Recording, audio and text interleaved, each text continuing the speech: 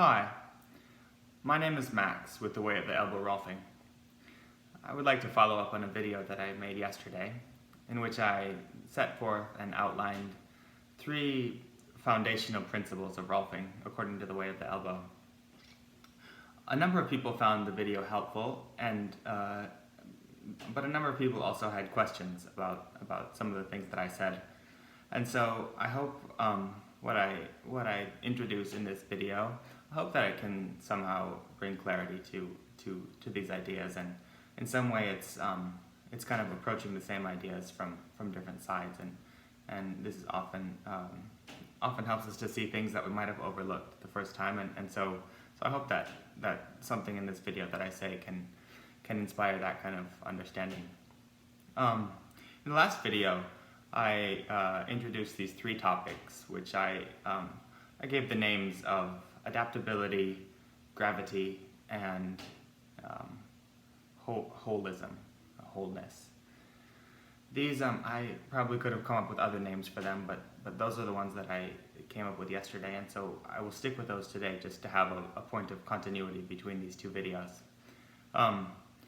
What I would like to do, I guess, is try to first just briefly recapitulate what I meant by those terms from the last video, and then try to offer 2 different examples of that I hope will in some ways help to illuminate how those principles, well, the nature of each of them individually, but also how they are in some ways the same thing from 3 different sides. So just to recapitulate from what I spoke about last time, adaptability was the notion that, or it's pointing to this, what is an obvious fact when we think to look for it, which is that our bodies are they're not just static objects or static chunks of matter.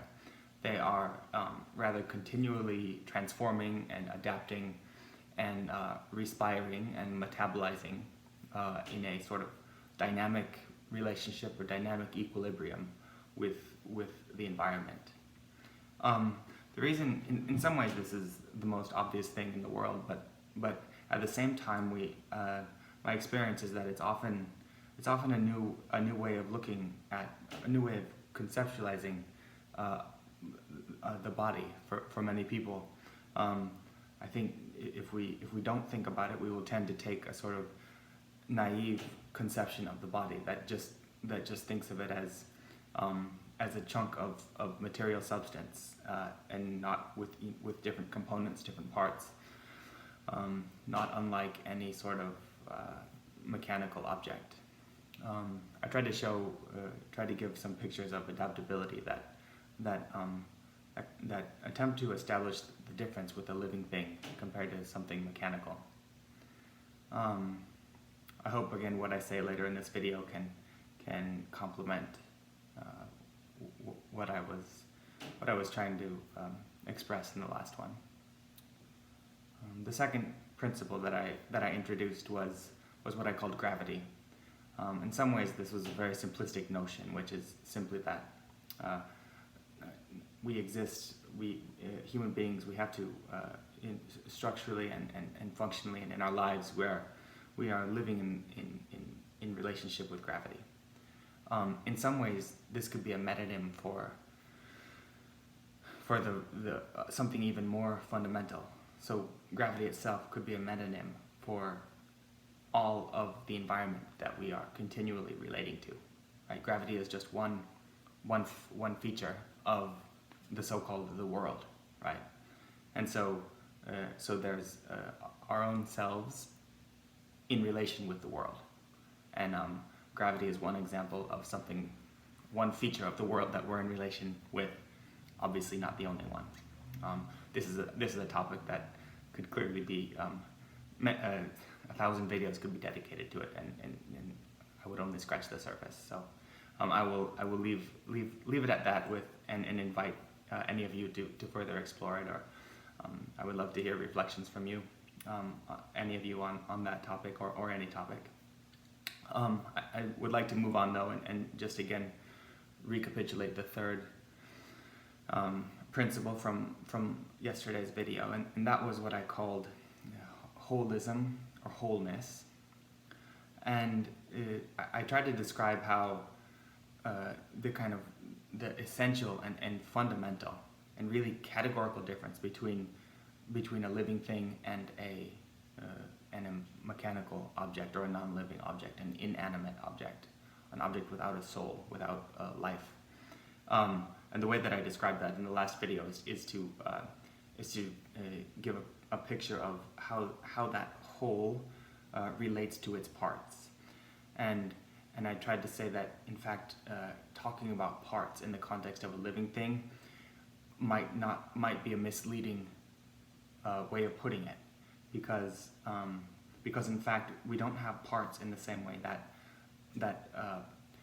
that a motorcycle has parts, for example, like wheels and engine, bars, etc. Here's what I mean. It's that in the motorcycle, the parts pre-exist the motorcycle itself. At some specific point in time, somebody, a mechanic, assembles all of those parts, or it's probably an assembly line somewhere, assembles all of those parts, and then is the motorcycle. This could not be more different than any living thing. And in fact, those are the three principles. They are more or less a recapitulation from last video. So now I would like to enter into the two metaphors, or the two pictures that I hope will help to complement what I said last time in a more or less conceptual way. I was reminded, was talking about the motorcycle, of the apple seed that I brought in my pocket, just special occasion just for this video. It's just the seed of an apple. Now, what I would invite us to do is to think of the seed not only as what it looks like to sight, but try to have some kind of, but try to also understand the fact that it's a seed. What does that mean? It means 1,000 different things, but one thing that it means is that it came from somewhere and it's going somewhere. The seed, in some way, it's almost like a snapshot in the development of this living thing, the apple being, the apple tree, which is the apple. I don't know what other word to call it other than a being, because at this point you can't call it an apple tree because it's a seed. You also can't call it an apple fruit because it's not one yet. Right? So this is one way to think about moments rather than parts, is moments specifically in time or sequential temporal sequence development. The apple, provided that it's so if the apple seed is provided with the proper conditions in respect to the environment, right, sun and rain and earth, then at some point in time it will become all of these consecutive sequential things, and this is, in some ways, they're already in some way implicit in the seed, but they're also dependent on proper conditions to bring them forth, right? So we can just say, where is the apple blossom, the flower? Where are the flowers right now? In what way are they present? In what way? Well, in an obvious way they're absent, but also in some way they're present. And we know that because not anything could just turn into an apple flower, an apple blossom, right? So there's a specific relationship here between the seed and everything that it can become. I would like to now complement that image with a second image, and these are trying to say the same thing but illuminate it from different sides. Imagine that you could see all of the stages of growth of the apple plant, the apple being, as though strung out in sequence, and it were like a river. And then, of course, you could take a snapshot at any time in the river, and you would have something like, this is an example of one of those snapshots, the seed is. Imagine though also you could see the whole river at once, right? And take a snapshot of the whole river at once. That would be another picture of something that's true, that's a reality, but it's one way of looking at that reality. And then you could also, another way of perceiving the river is to watch the river flow, the flow of the river. And in fact, by river we mean the flow of the river. We don't mean the water that's flowing through the river, right? Otherwise we would call it water. We say the water flows. We can't say the river flows exactly, without being misleading, because the river is, if the river flowed, you would have to chase it, but we don't have to chase it. We watch the water flow through the river. The reason that I bring up that metaphor to complement the one with the seed is because it's to emphasize the notion that our bodies are the river is a much more realistic way to think of our bodies than thinking of them as something like anatomical assemblages of components, right? Because the river is not the matter that's flowing through it. Rather, the river is the pattern that holds the matter. And so I think with these two images now, it will be very obvious how what may have seemed like three separate principles that I was trying to express in the first video, as adaptability, as environment, as or I called it gravity in the last video, as wholeness or holism. In some ways these are all the same thing, but they're just different facets or different aspects of the same thing. Now, how does this relate to Rolfing? There are many ways that it relates to Rolfing, but they might not be so obvious, and so I'll try to say a couple important ones. One is that just the way we conceptualize our bodies changes the way we live, right? And so if it seems like it doesn't matter what, if it seems like it might be esoteric, or like it doesn't matter what we think about things, well, and that the only thing that matters is how we act on those things. Well, in fact, those two are the same thing, because we act according to the way we think about things, right? Otherwise, you're just sleepwalking, more or less, right? And none of us is sleepwalking in that way. We're always living according to implicit values and value structures, hierarchies of values. The most important things, we place the highest value on them, and we act toward them. And it's clearly to think of the body not as just a inert body in space. It's obviously not an inert body in space, but just as a chunk of matter. That's besides being just kind of conceptually inaccurate. It's also it will encourage a certain way of life, right? And once we understand the kind of fundamental interrelation of everything that we do, this is again just the sort of conceptual underpinning for a different way of living, a different way of being. A second reason that I think these kind of exploring these ideas can be important is because in the Rolfing work, specifically Rolfing work, in some ways unless we have a clear idea of what we're really trying to do, we might get lucky, but we certainly won't be able to establish any kind of marker of progress, so to speak, or we will kind of, it will be much more blind and process.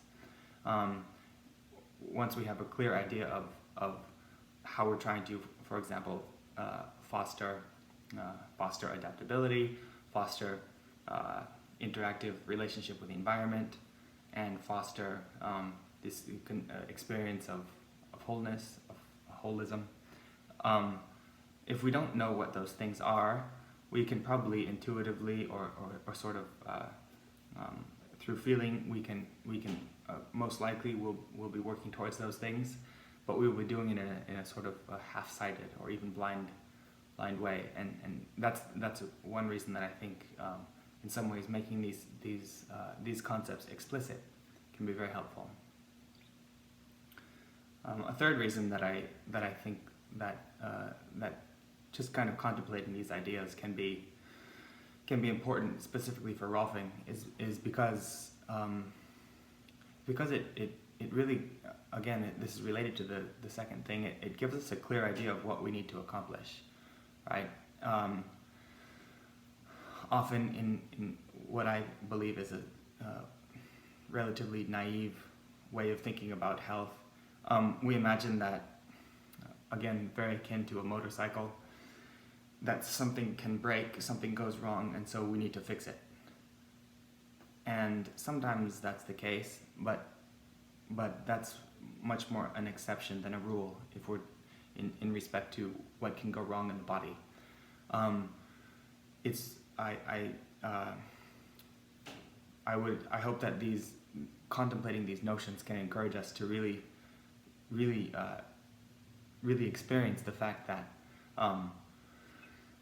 that our task is to support and to cultivate and create the conditions for the health that's already there, the same health or the same wholeness that first created all of these so-called parts, as expressions of that same wholeness, right? If we think of a motorcycle, there's nothing. It's somebody's idea of a motorcycle that was sort of impressed on the parts from outside. For living things, it's almost exactly the inverse of that. And so really the three concepts, the three principles that I have been trying to illuminate here, it's in some ways it's a question of the what is changing, this adaptability, fluidity, what it's relating to, what is changing it, and then the sort of the kernel, so to speak. This is a metaphor, but the kernel that persists through the change, right? So the first, the adaptability is meant to emphasize the kind of the verb aspect. This is a good metaphor too. This is a third metaphor. I thought there were only going to be two, but we can think of our bodies as the verb aspect, which is the change, the flow, the contextual aspect, which would be like the sentence in which the verb is placed, right? And then our bodies as kind of nouns, which is substantives, which is to say something that is abiding amidst the change. And so if we think of the river, it's a verb because it as motion. It's in a context, landscape, environment, gravity is what pulls the river down in the first place. All of those aspects of landscape and physics, etc. And then, but then the river is also a thing. It's a river, and most rivers have names for that reason. And so I hope this can, in some ways, so once we think of our bodies like that, then the Rolfing project becomes very clear, which is we're not trying to do something or put something into the body or fix something in the body that's broken. No, once we have conceptual clarity on these things and we have a realistic vision of what we're trying to do, then it's very obvious that we're not trying to do that at all. We're trying to support the body's innate wholeness. I'm going to go backwards. Wholeness, relationship with the environment, and change, movement.